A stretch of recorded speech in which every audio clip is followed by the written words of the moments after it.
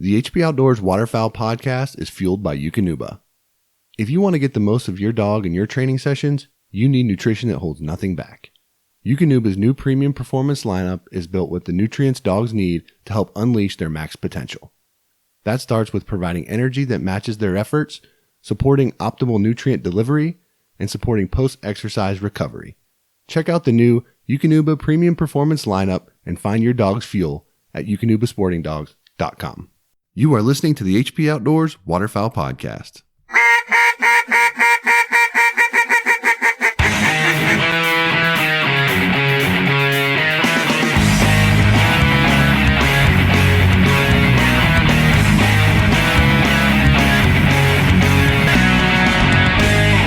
CGA is the world's most comprehensive online gun dog training resource. They've got over 160 instructional videos that includes everything you need to take your 7-week-old puppy to a finished gun dog.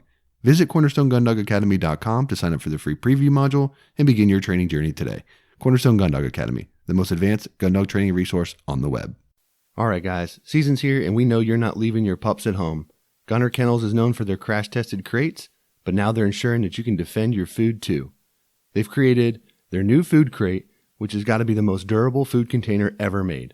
This thing holds 50 pounds of dog food, uses heavy-duty roto-molded construction with airtight gaskets and seals to ensure food freshness. A durable, lockable latch makes sure that raccoons and rodents can't get in there either. Gunner also guarantees that it's waterproof, dustproof, and airtight. It's constructed for portability as well, so you can keep it at home, throw it in the back of the truck, bring it to camp. Wherever you go, the food crate can go with you. Just like Gunner Kennels, the food crate comes with a lifetime guarantee and is overbuilt right here in the USA. Check them out and get yours today at gunner.com. Original design, select grade components, superior sound, and unparalleled service. 737 takes exceptional pride in producing the finest quality, best built premium calls on the market today. They're made right here in America, and they're offered only direct to consumers through their website. Shipping in the US is always free, and international orders are also accepted online. A 20-day money-back guarantee and lifetime warranty accompanies every call purchased. 737 Duck Calls. Lead the flock. And tonight on the show, I think we will have a man that can speak to all the dog owners out there. And we're going to get into some fun conversation, I think. And that would be Dr. Joe Spoo of GundogDoc.com. Dr. Joe Spoo, how are you doing tonight? Great. Thanks for having me. Yeah, so... we have tons of waterfowl hunters that own dogs, and we always get vet questions, and we are not the vets, so we are happy to have you on. And maybe if you could give an intro and how you started and got to where you are now, give us a little background. Sure. I grew up in Northwest Iowa. Probably my earliest memories are actually in the front of a duck boat. My dad made sure that from a young age, like before I ever was in school, I was out in the field with him, and duck hunting was always my predominant love. We always had dogs growing up. Always the only thing I ever wanted to do was to be a veterinarian, and so pursued that goal. Pretty early in vet school, I knew that I wanted to work with working dogs and then particularly hunting dogs. And so that's kind of been my focus my entire career. I went from Iowa State to practice in northern Minnesota. I had the Gordon McQuarrie visions of divers on northern lakes and being able to chase grouse in the woods. Unfortunately, when I got there, I found that image no longer existed, that the rice beds weren't like they used to be. And I found myself continuing to go back to the Dakotas and back home to Northwest Iowa to do my hunting.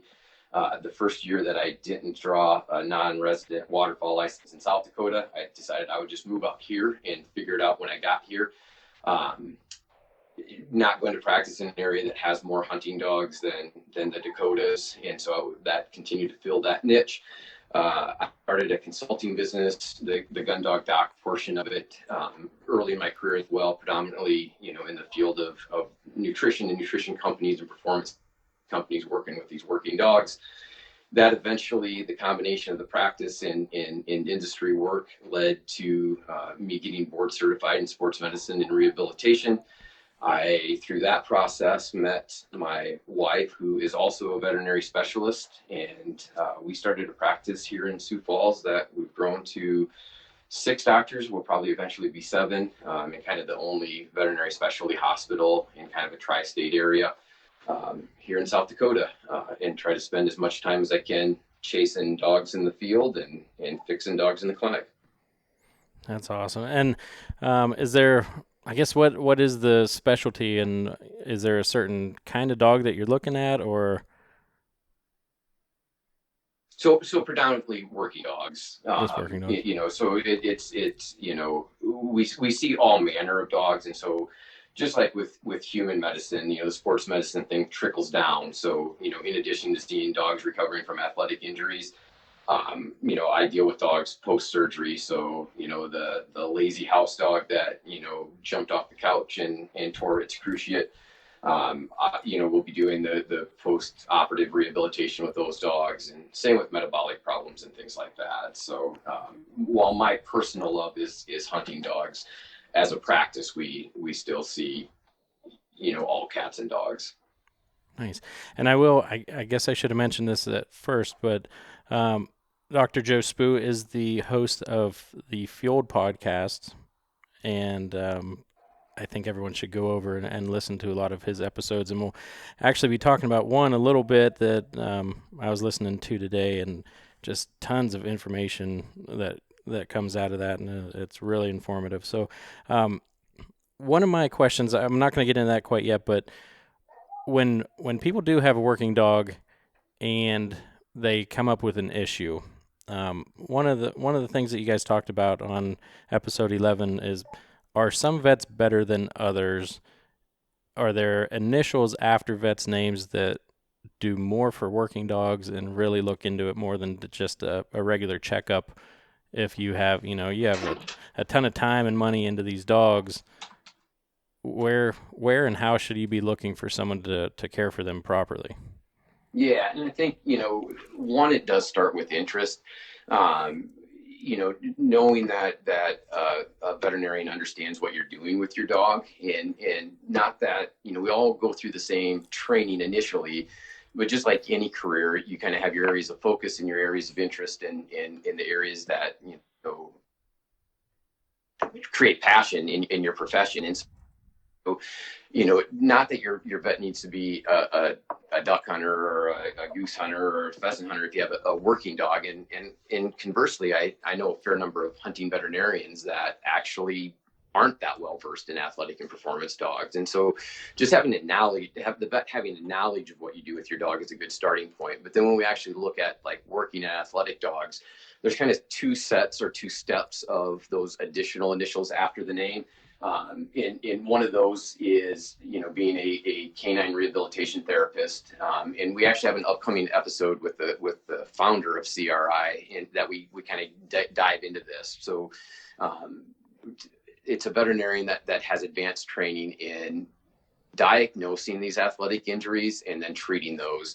And there's a couple of different programs. There's the Canine Rehab Institute, is where I went for my additional training, and then the University of Tennessee has a program in conjunction with a seminar company that they also have a certification program. So a veterinarian that's gone to additional school, and kind of like we were talking before we started recording, I think we're going to get into, you learn more about all the other tissues. And so in vet school, we're often taught that these dogs are, skeletons and joints. And if a dog's limping, it has to be either a bone or a joint problem.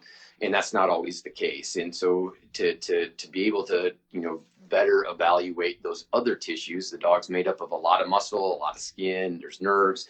Oftentimes they'll need that additional rehab certification. And then the next step after that is becoming board certified, which is a qualification that I also carry, and it's the equivalent of being a specialist in human medicine. And so and that comes with, additional education, oftentimes publishing research papers, and jumping through a lot of additional hoops to become a diplomat of the specialty college. And so people with those types of certifications are going to have better idea of the things we ask these dogs to do, and then the problems that those dogs can develop as a result of that activity.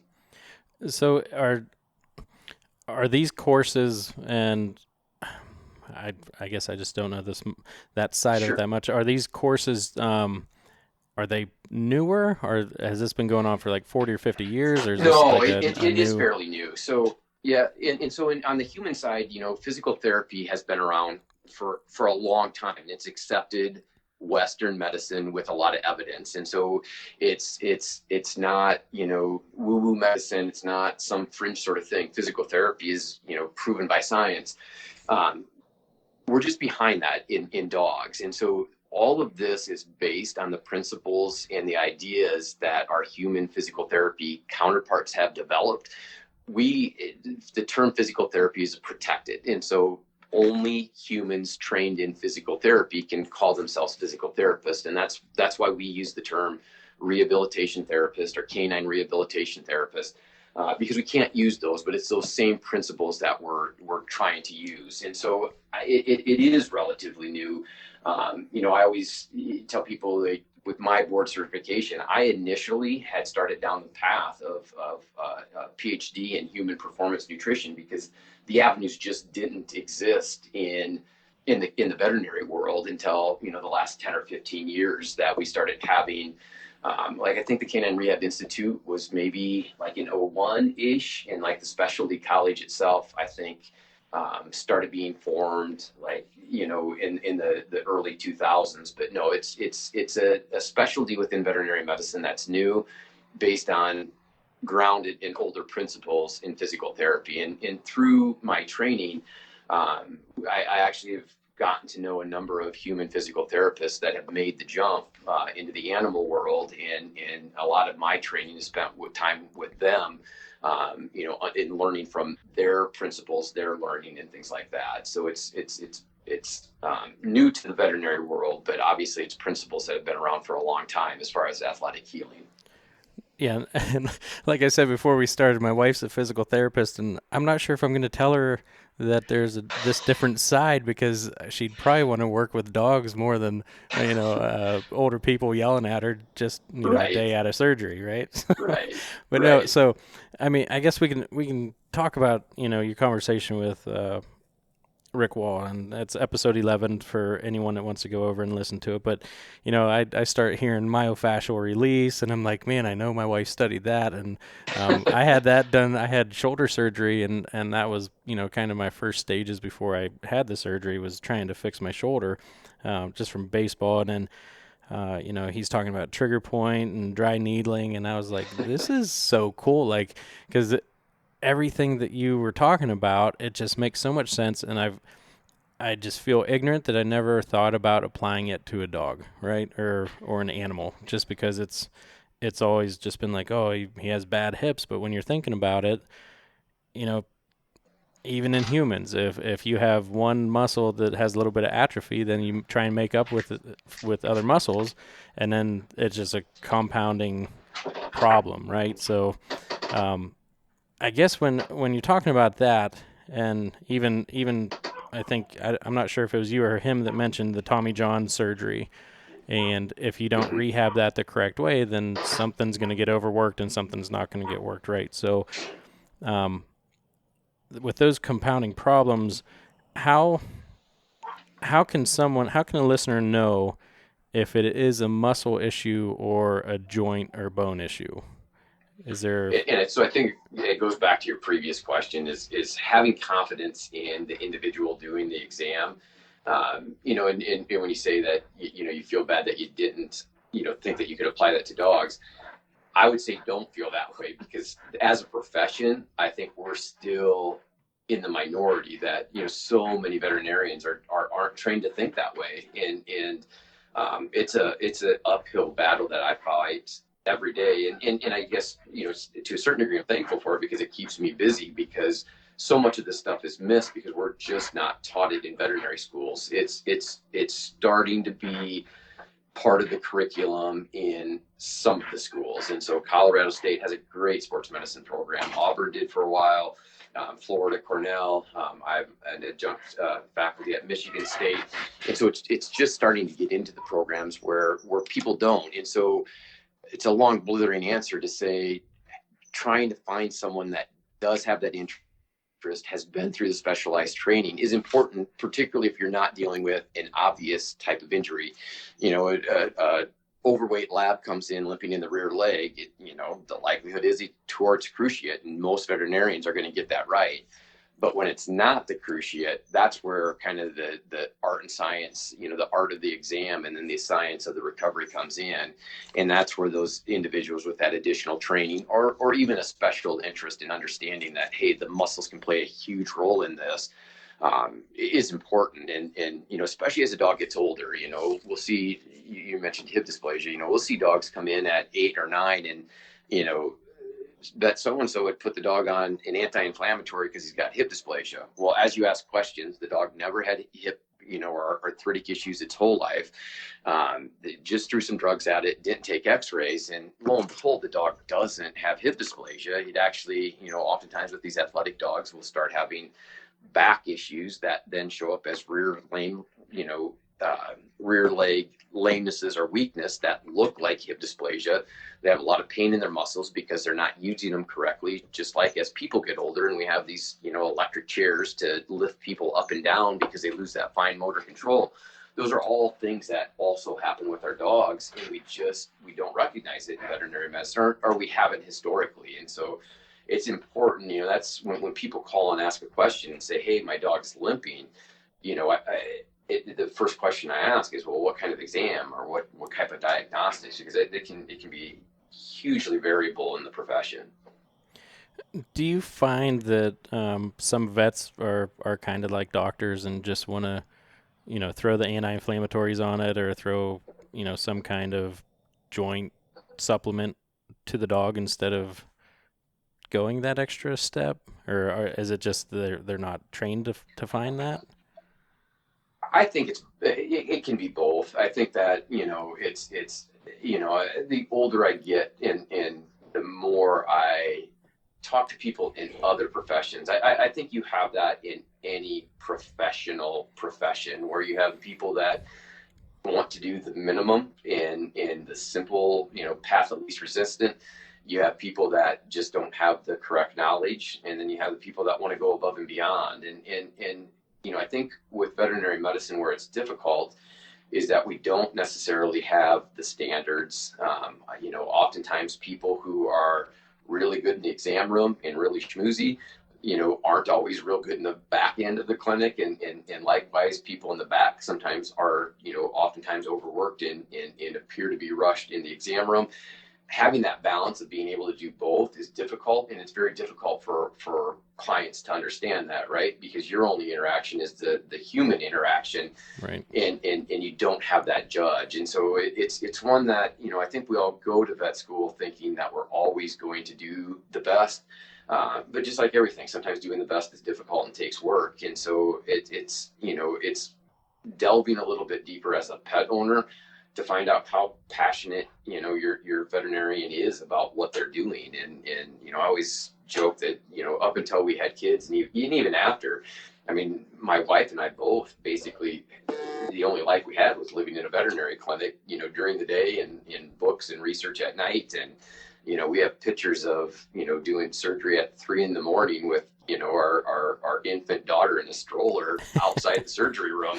So she kind of was raised in the veterinary clinic as well, and so it's finding that finding a vet that has that degree of passion. And there's a lot of it. It's not like it's a hidden secret that there's only a few. A lot of veterinarians want to and tend to go down that path, but there's a fair amount of because there's client demand for it, of people that don't want to go above and beyond, and just making sure you're in the hands of a veterinarian that is that dog nerd that lives and breathes veterinary medicine is I think important. Yeah. And is there an easy way to find someone that does have these qualifications? As far as the qualifications, yeah, the two websites that I point people to. The Canine Rehab Institute website, which is caninerehabinstitute.com, they have a Find a Therapist page which you can Nice. search by, I think, by state, and then the College of Veterinary Sports Medicine and Rehab, which is, I think it's vsmr.org.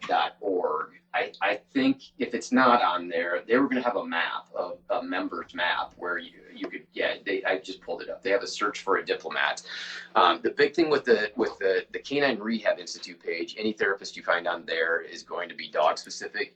With the sports medicine and rehabilitation, the thing I would caution is that includes those of us that are canine and those that are equine. And so just make sure you're not looking up a horse vet to take your dog to when you're on that page. Gotcha. Yeah, that wouldn't work out so well. Nah, probably not. So a lot of questions come out of all that, and one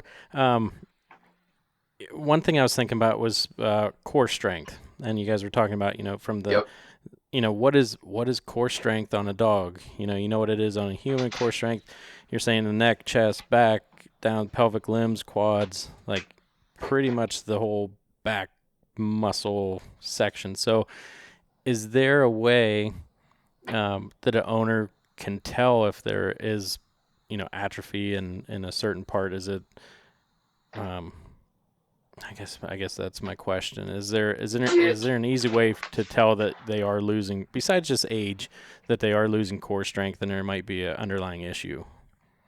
I think so. I won't say an easy way, or that you'd say, boy, that this area is atrophying just at like a visual exam, or even put your hands on your dog sometimes can be difficult to say that. What I say would say that most people notice is the slight changes in functionality and endurance. It's easier to see in my aging setters than it is in duck dogs sometimes, because these are dogs that when they're young are flowing across the prairie, literally. Like my young male right now can hold 25 miles an hour for 10 miles. As that body starts aging, what you'll notice, and if we shift back to duck dogs, like difficulty rising. So that dog that just doesn't get up as smooth as it did, the dog that hesitates to do stairs or hesitates to jump on the couch when before they would just, boom, hit it like there was no tomorrow. Those are usually going to be your early signs. Lazy sitting, and so that dog that kind of slouches down as opposed to that nice square butt to the ground sit where he's using those, quads all the way down, like a body weight squat. Those are going to be some of the things that you'd see is that change in those everyday movements are going to be your early indicators that maybe we're having a slide in functionality. Versus like with my setters where there's an obvious change in speed and gait and appearance out in the open fields. Yeah, no, and that's a great point, because those might just be things, oh, you're sitting lazy today, but really there might be some sort of issue going on, or that's just starting that you can fix. So I think Right. And I think what happens is, inevitably people wait until it's too late, where now that dog's really struggling to get up. And so then we say, oh, that dog's got horrible arthritis. We better not hunt them, or we better retire them, or we better quit doing what we were doing. And so then we further decrease that muscle mass. Then we treat the dog with food because we feel bad, and the dog gets fat, and that functionality worsens. And it becomes a self-fulfilling prophecy where we say, oh, see, it's a good thing we didn't continue hunting that dog, because look at how bad he is now. Yeah, when he would have drowned. Yeah. Yeah, the converse is true. If we would have recognized it early in the process, pushed that dog into an exercise program to strengthen up those weaknesses, we might have had, years in the field with that dog if it had been appropriately managed. But we don't see that. We see, our self-fulfilling prophecy that dog worsened because we allowed him to worsen. So for someone that has a duck dog, let's stick on duck dogs just for a minute here. What is an age that you can, I guess, let's say as a good bloodline, it's been a killer dog, it's 9 years old, and is there an age, is there a 10, 11, 12, 13 where you really don't want to start pushing them into an exercise program and they might actually, start getting older? Is there a certain cutoff there where you kind of let that happen? So for me, no. And it's really, I would say, based on the individual dogs. Like I'll have some dogs come through the practice that just are in excellent body condition late in life. My cocker, who's been my duck dog for the last decade, is going on 13. If she didn't have the she had a sudden loss of hearing 2 seasons ago, and so she's on limited duty, but out of a fear of me losing her, not out of a fear of the workload.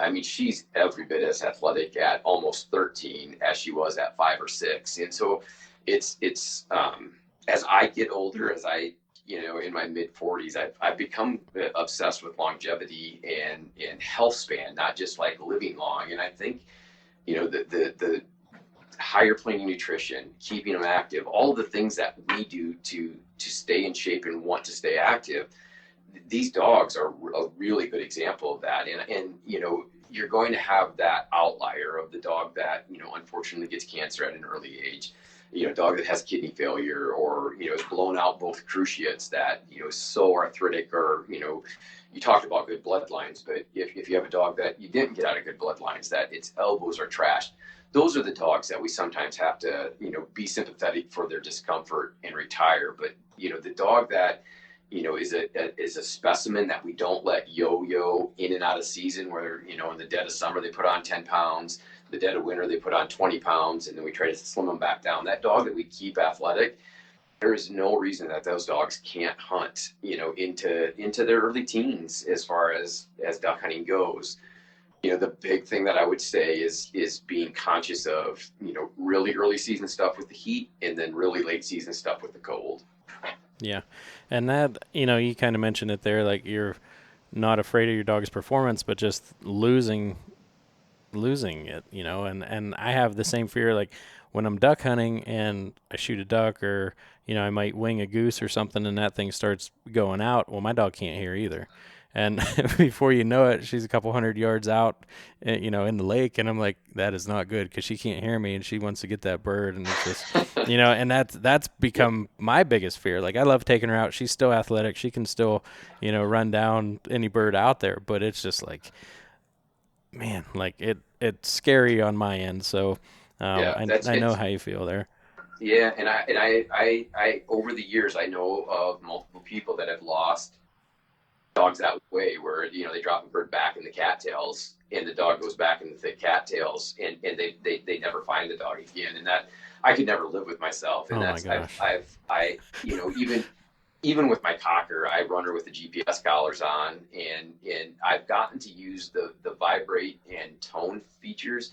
I feel like even though these dogs I have 2 old dogs that have very limited hearing, I still feel like that tone, they're able to they can perceive that, and they definitely can to vibrate. So I do use those features, and then the GPS. But there's certain situations that even with the GPS, I still, like a thick cattail slew, I just chasing a cripple back in those cattails.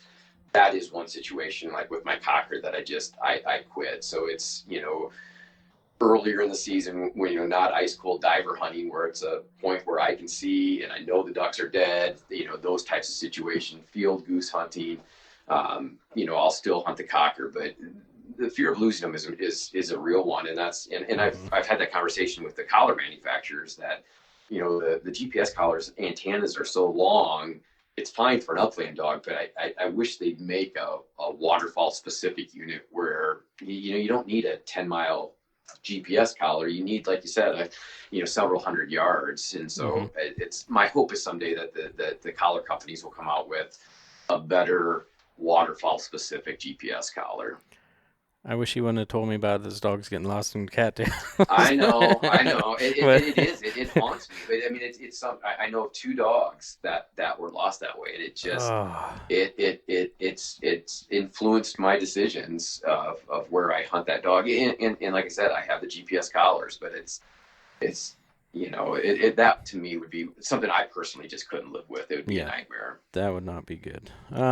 So going back to muscles and joints just a little bit, do you see a lot more muscles causing joint problems or joint pain causing muscle problems?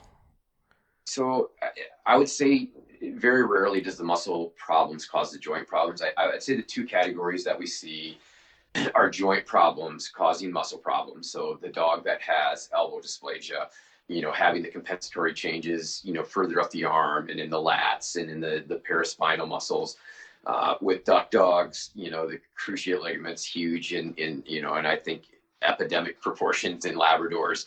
And so those dogs that maybe not with a full tear, but that have kind of the nagging partials or even just inflammation in that knee, then causing the compensatory changes up in the hip flexors and the paraspinals and in the lats.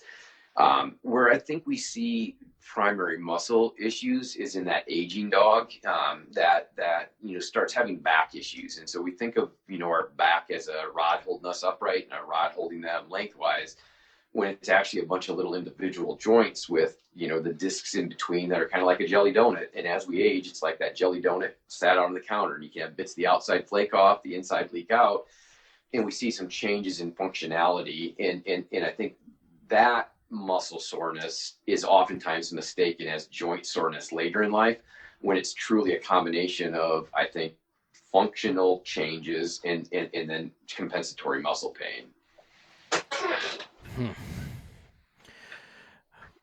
Man, that's a lot.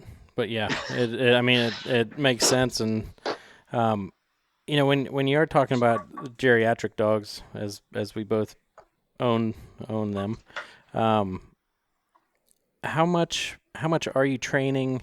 How much is a good amount to train and to keep them active and not start having these issues? Yeah, and I think it's that balance.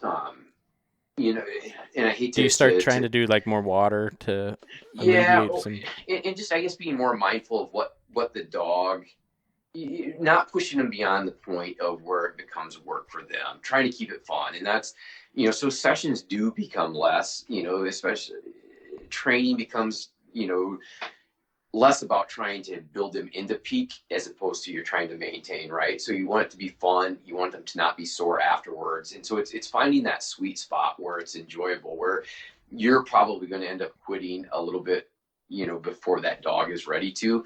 And then I think it's doing some of the boring stuff that we forget about that helps with the other tissues. And so, we get that dog that, gets to that advanced level where, we're running 300-yard doubles and, 500-yard blinds.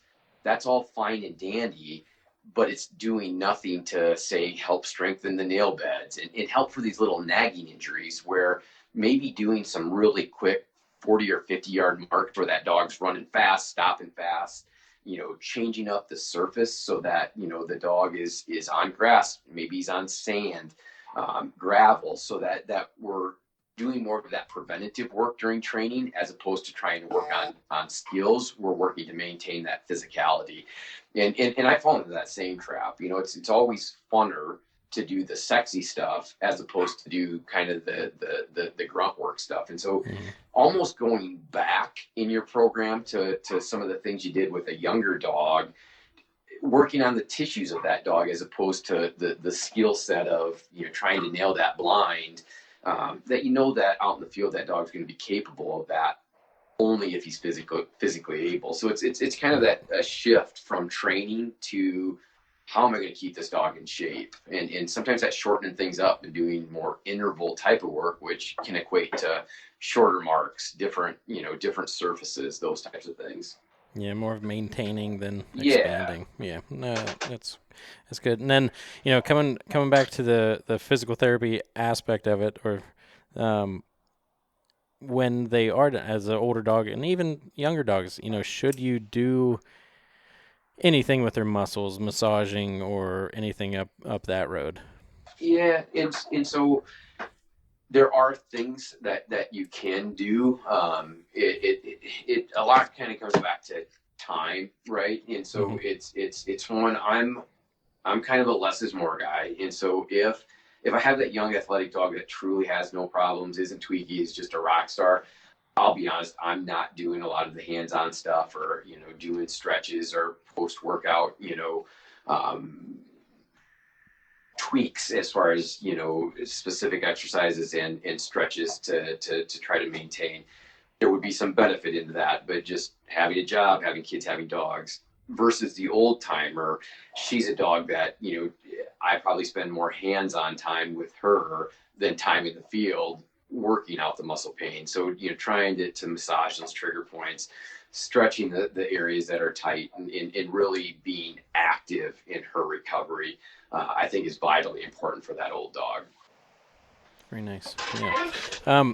I would like to move on to kind of, first aid, and, we kind of mentioned cold and heat and old dogs, but just for some people that might just be getting a dog, and you are out in the summer, you are out in the wintertime, what are things to look for heat stroke, hypothermia, and, just overall, you're out upland hunting and duck hunting.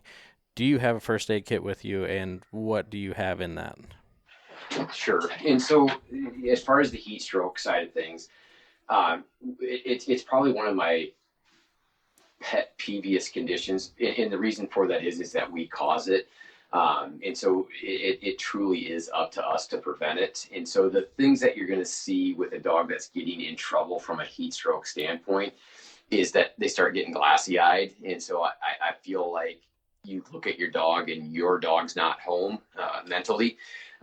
They're really trying to move air. And so it's not that, even heavy pant, it's that it just sounds like they cannot move enough air through that windpipe.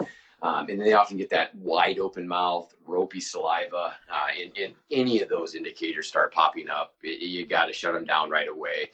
The one thing I'll say too is that a wet dog doesn't necessarily equal a cool dog. And so I've just being where I'm at in the Midwest, we have a lot of dog trainers in the area, and I've had people, bring dogs in heat stroke saying, but we were doing water work. How could they heat stroke? And when you probe a little bit, well, they were doing it in, water that was up to the dog's elbows and had been in the summer heat. And so it was like running that dog in a hot tub. Right. And so, not just stopping the activity and thinking I need to get the dog wet, you need to get the dog cooled down. And so as part of the first aid kit, I always have a thermometer. It's for this reason. Everybody wants to know, a magic number for heat stroke, and there really isn't. So a dog's normal temp is in that 100 to 102.5. I've had my own dogs in just normal working conditions where they'll get up as high as, 106. And so what I tell people is, like this time of year, coming into the spring, train with your dog, throw some marks, get them good and hot, but where they're not anywhere close to heat stroke, and temp that dog right at the end of that last mark to get an idea of what your dog's running temperature.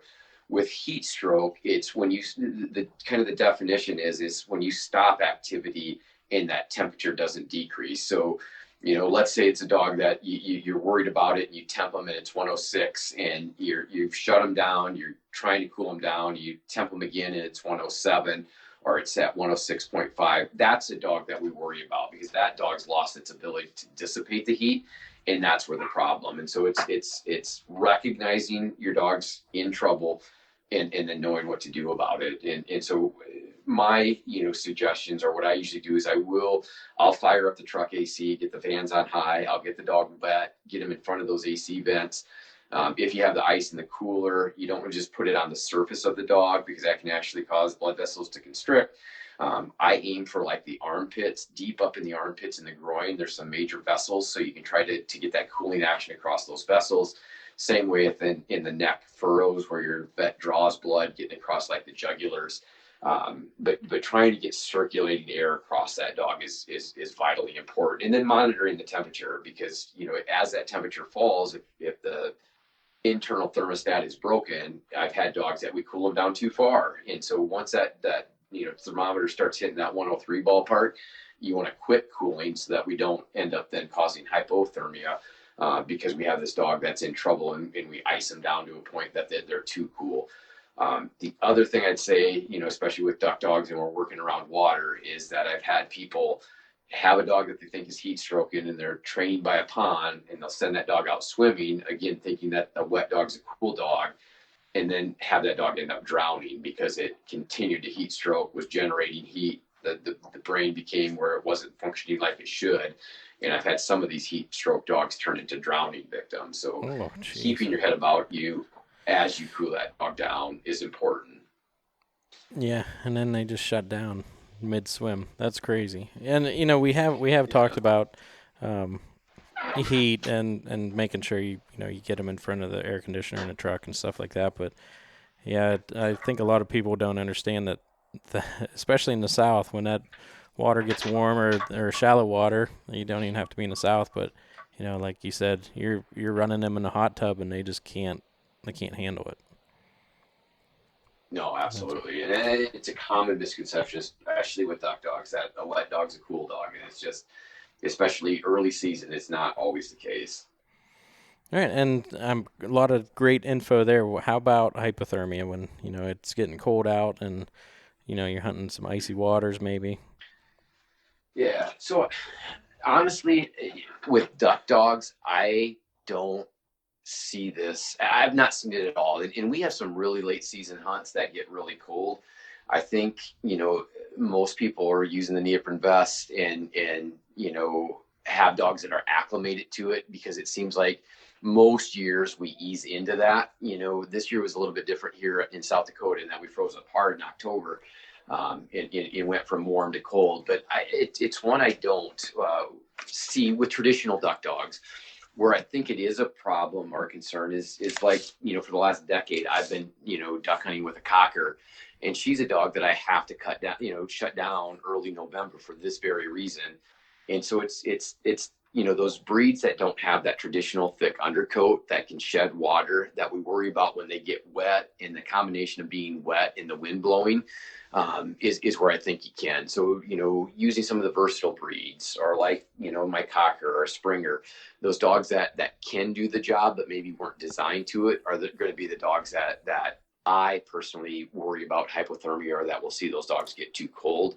On the other temperature, end of the spectrum, we start talking like hypothermia temperatures. My major concern is ice, and how people handle doggers around ice. And again, more of a drowning situation than an actual hypothermia situation. So, Mm-hmm. and potentially I've just been fortunate, that I feel like I've practiced, only in cold hunting environments, and it's just not a scenario that we see that regularly. Because I think sometimes, it's one that I think we're probably more conscious of it, right? Like if you're asking that dog to go into icy waters, you're keeping a close eye on that dog. And if it starts seeming like it, refusing to retrieve, not wanting to do it, we usually shut them down. And so where I think that with hyperthermia, why it's more of a problem is it occurs on the front end of the season. Everybody's excited. We end up maybe letting that excitement allow us to do stupid things with our dogs. And we get in those situations where I think with the hypothermia side of things, I think we're pretty conscious of it as duck hunters, in kind of more vigilant of watching that dog, and that dog that starts refusing to retrieve, I think is a huge indicator of, hey, he's not having fun anymore. Let's maybe reevaluate this. Nice. And before I ask you what's in your first aid kit, what's your position on dew claws? That seems to be one of the biggest one of the biggest questions. Like, do you take them out? Do you leave them in? It always seems Oh, like before everyone would get them removed, and now everyone's yeah. like, no, like keep them. They're there for a reason. And especially, you talked about drowning in ice, and that's something that they could use Yeah. to get out. So, Let me go get the soapbox out of the closet, and I'll get up on that. So I honestly think that this is an issue that has probably been muddied more than it should. I think that within this sports medicine world, there's a couple of prominent voices that have come out saying, "Oh, these dogs absolutely need their dew claws. If we take the dew claws off, we have, carpal or wrist arthritis that develops, and it's a horrible thing." Um, the other side of the coin is people saying, oh, we got to take the dew claws off because of dew claw injuries and the problems that, ripping a dew claw in the field. I think that the political answer that I'll give, and it's the one I actually believe, is that I don't think there's a right or wrong answer. And so I've asked the group that says we have to take dew claws off to conduct the research. And I think we have the two populations of dogs. We could look at dogs in this country and dogs in Europe, and compare the dogs and look at the wrist arthritis rates. My cocker, being bred by a guy from England, has her dew claws on, and she has carpal issues. So she sprained her wrist and has some issues. My setters have them off, and so it's one that I own dogs that have both dew claws on and off, and I think what I tell people, as long as the breeder that's doing it has a thoughtful reason as to their choice, that's usually good enough for me. It's back in the day, if a dog came in and had dew claws on, we'd be like, well, that came from a backyard breeder that was too cheap to have the dew claws taken off. Yep. Now you can't make that assessment. It still is the case. I think that some people have now used that as a way to save a few bucks on a litter. I think that more research needs to be done, and I don't fault people for making either decision, and I can see both sides of it. So I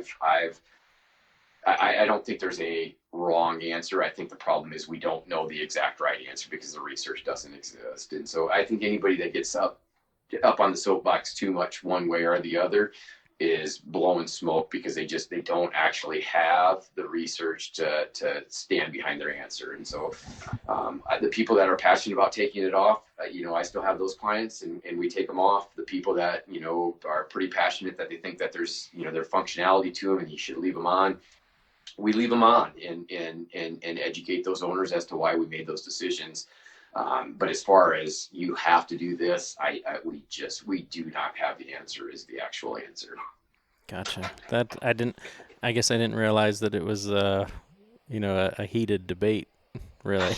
Yeah. Oh, yes. It's one of those. It's one of those questions. Okay. It is. Yeah. And because I think everybody, the people on both sides are so passionate and, kind of where we exist in this country today, you have to take a side and be super, and usually the middle ground is where the truth is. And I think that's the case with the dew claws is it's, you can see both sides and you look at a group like sled dogs, which are big time canine athletes, a lot of those people take them off so that they don't have dew claw injuries in crunchy snow or to put boots on, and they don't see wrist arthritis. So, there's huge groups of athletic dogs that have them off that, for functional reasons. So.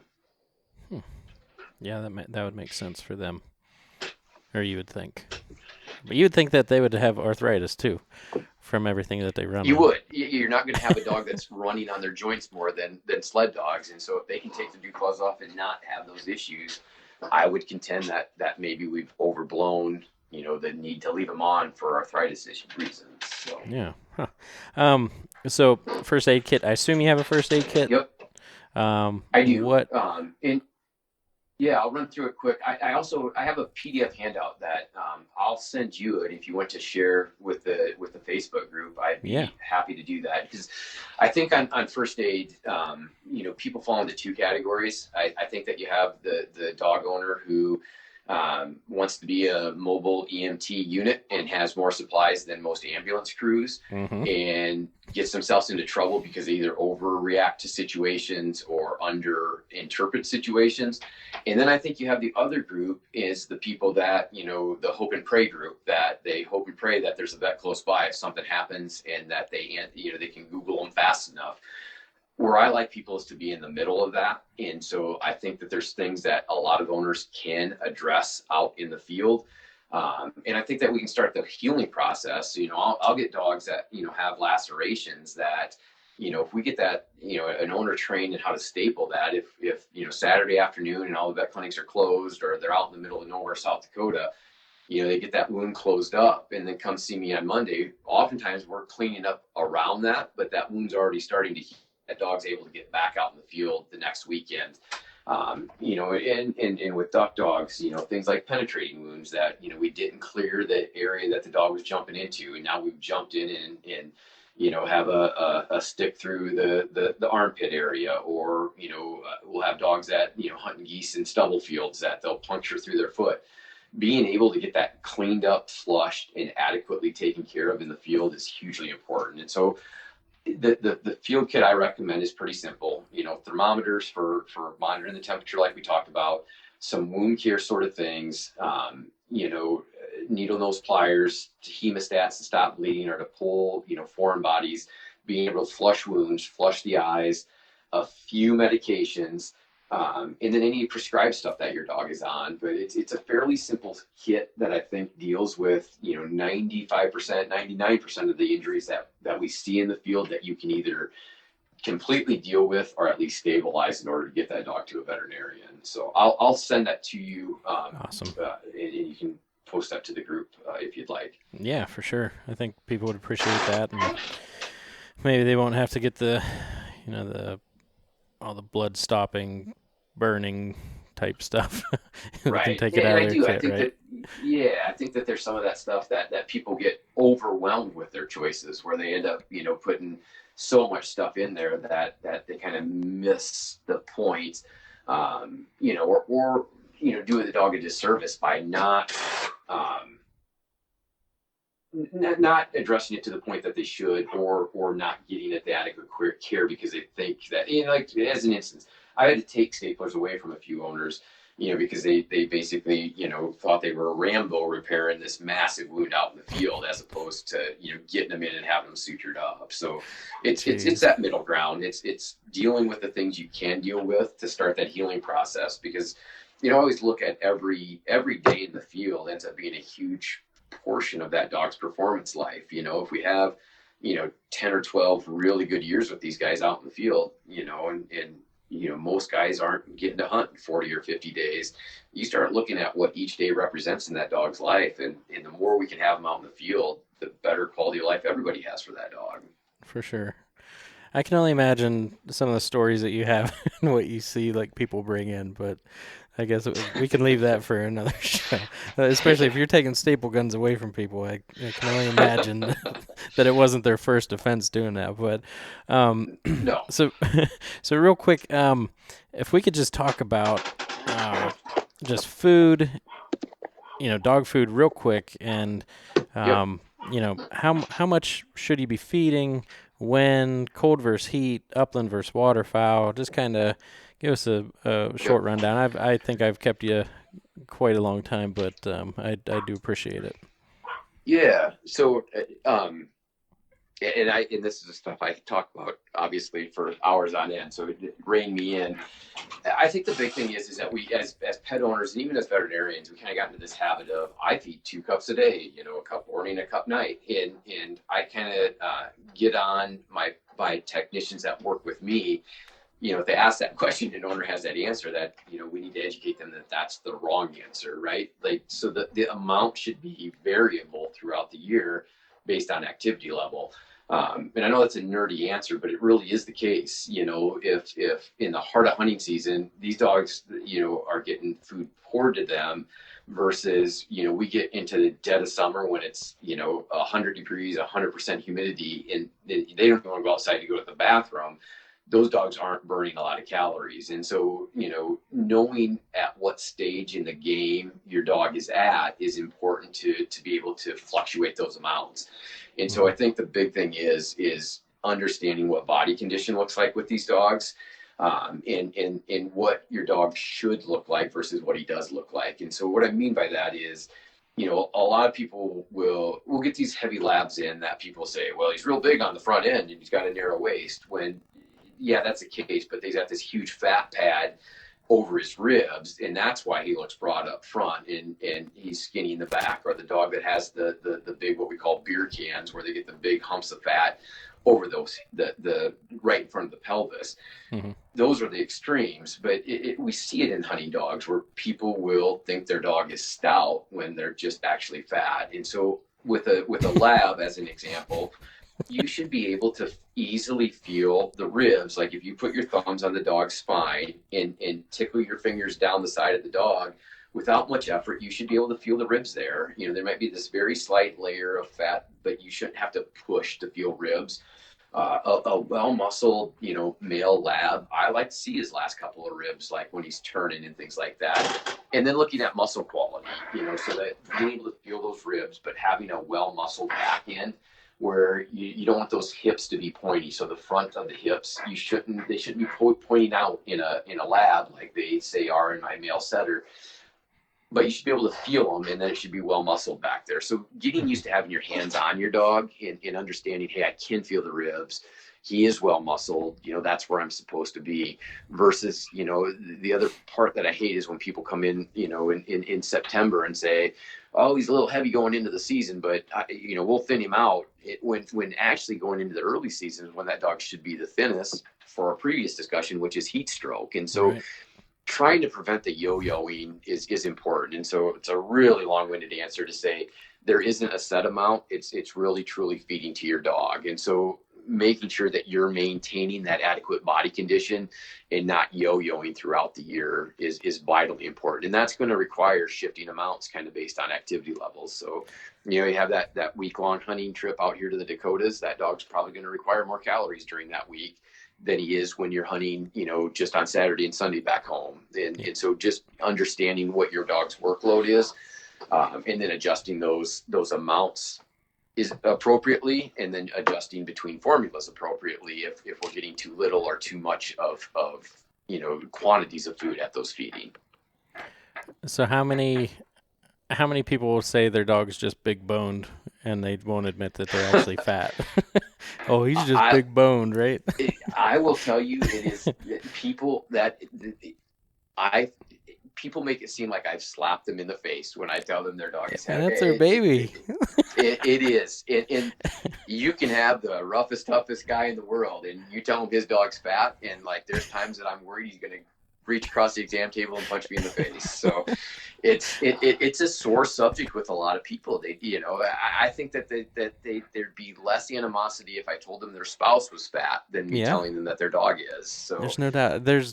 No one gets more defensive than if you tell them their dog can't hunt or if they're fat, right? Like, your dog's out of shape, man. Come on. Like, now I've been, for some reason, I feel like I've lucked out. So my dog, Yellow Lab, she's, like I said, she'll be 12 in May, and she's always just had a really good shape to her, just healthy and strong looking, and still is. And from the time I've had her, she almost regulates her own intake. And what I mean by that, like, if she goes out, if she has a day when we don't do anything, she does not eat very much. But then if we go out and we train hard and she's running or swimming, she'll come back and she'll eat a good amount. So, some dogs, however much you put in that bowl, like, it's gone no matter what. And she's never like that, and I feel like I've been spoiled with that. But she's never been overweight. She might be there a little bit now, but I think after this conversation, I feel like I need to not sit back so much and let her start getting older. I need to push her back into shape. Yeah, and I would say that you are probably the exception, especially with labs. I mean, they're notorious. And people, dogs early in life that do that, oftentimes, like if you get a second dog, then they become a competitive eater, or later in life, they're more apt to they'll maybe feel like they're adjusting, but it's not to where their metabolic levels are. And so it's when we look at it, typical, looking at research, usually those dogs are consuming more calories than they need it, but they're probably handling them better than your buddy's lab that seems like it's a blimp all the time. And so you've been I would say very fortunate to have a dog like that, because they are the exception, particularly she's weird because I mean, the food's in the bowl, and I do have another dog too, which he does have, and he's kind of the same way, which is, I don't know if he learned it from her. We had her a couple years before him, but like, when she wakes up, she might go and get like 2 mouthfuls of food, and then she won't eat again until I'm in bed and like everything's settled down, and then you can hear her out there eating, and it's like, and she doesn't eat the whole thing. She just eats what she needs, and it's weird. I admit it's weird because I see everyone else and they're like, no, watch how much you feed her, but yeah, I've been lucky. Yeah, you've been lucky. So I did have you think about this last question, and I don't know if you want to get into it. Probably the big bone comment was one of the most. But what do you see people doing that makes you cringe as a vet? So yeah, we talked before, and I did say that having that heavy athletic dog is probably highest on my list, because there's so many things that extra weight precipitates, whether it be the heat stroke like we talked about, or orthopedic injuries and things like that. The other thing I guess that I would say, and I think that it's probably we can replace this as we kind of beat the overweight drum a little bit, is the person wanting the magic bullet, and thinking that they've figured out something that nobody else has, whether that be some you know backwoods one-off dog food that nobody else has ever heard of, or some supplement that nobody's heard of and that only their dog is on. And everybody wants that snake oil silver bullet sort of thing. And it oftentimes, if that is a very rare that somebody comes up with something that science isn't utilizing or is thought of or tested. And so I just caution against trying to jump on the latest trends with some of these dog related items, no matter what it be. It make sure that some of this stuff is proven, made by proven people that have good reputations. We see people get into trouble that way, where they think that they're doing right by their dog. They love the dog, in actuality that they may even be doing harm to that dog. And so that would be the other thing, is thinking that you found a secret that nobody else has. I would say maybe step back and take a look at that decision, and there's probably a reason why not everybody else is kind of following that path. For sure. And I think that could probably be another hour conversation if we got into that. So I want to thank you for your time, and just the information, and the first aid kit and stuff like that. Just I think will be really helpful for people. So I appreciate it, and hopefully we can have you on again here soon. Yeah, I'm happy to be on, and thanks for having me. All right, we'll talk to you later.